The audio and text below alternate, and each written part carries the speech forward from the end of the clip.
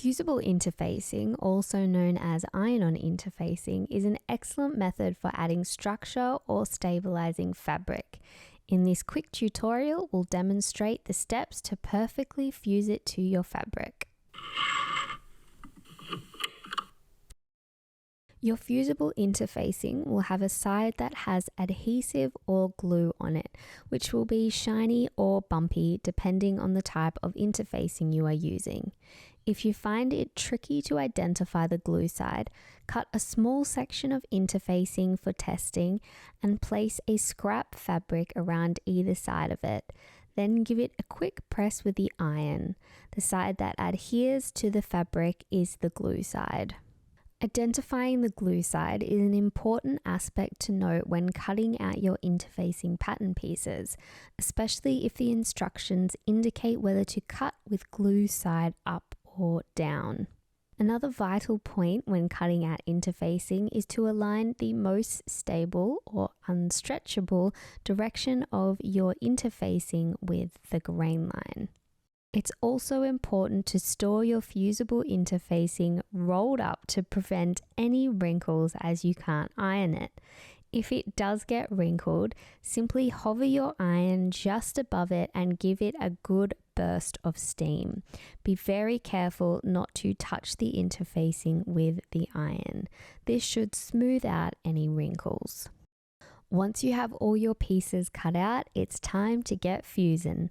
Start by adjusting your iron to the highest safe temperature suitable for your fabric and interfacing. A test on a scrap of fabric is always a great idea.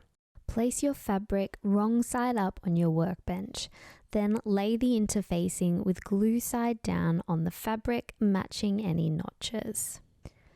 When fusing interfacing, we suggest using a pressing cloth made of 100% cotton or linen to prevent any glue from adhering to your iron, and it also helps to protect delicate fabrics. Slightly dampening the cloth, perhaps with a spray bottle, is a time-tested method used by tailors before the advent of steam irons, and it remains an effective way to achieve an even adhesion and generate ample steam. With your interfacing and fabric positioned under the pressing cloth, press each section for 4 to 5 seconds until the glue melts. You will see on the bumpy interfacing, the dots will disappear as the glue melts. It's important to note that pressing and ironing are different actions. For effective pressing, position the iron straight down onto the fabric, hold in place, and then proceed to the next section. Avoid ironing with a back and forth movement as it can misalign the fabric and interfacing. Once pressed, let the fabric cool down before handling. You can test this by simply touching your fabric and wait until it feels cool to touch. And you are done and ready to move on to sewing your pattern. If you love sewing, we've got something to help you plan out your creations.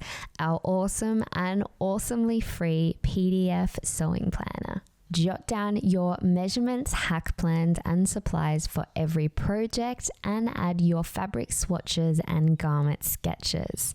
Use one of our 4 croquis models or sketch on the blank planner pages. It also includes a collection planner for organizing swatches and styling ideas for mini wardrobe collections, and a 12-month sewing calendar. Get all your measurements sorted with our journal and step-by-step video tutorial, which walks you through how to take each measurement. Download your planner for free at madelabel.co/planner so you can get creative and plan out the wardrobe of your dreams.